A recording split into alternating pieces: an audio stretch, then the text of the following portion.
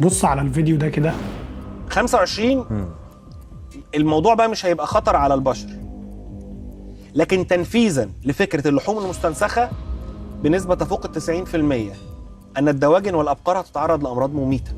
25 لازم هينفذوا مخطط كمان على الحيوانات وعلى الدواجن، أو على ما يلتهم البشر أو الغذاء بتاع البشر، أبقار جاموس والدواجن لازم يعمل ده.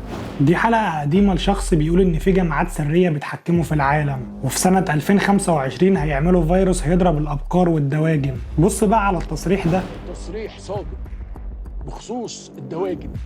النهارده في تصريح صادم إنه ممكن نفقد تلت الثروة الداجنة بتاعتنا بسبب فيروس وبائي.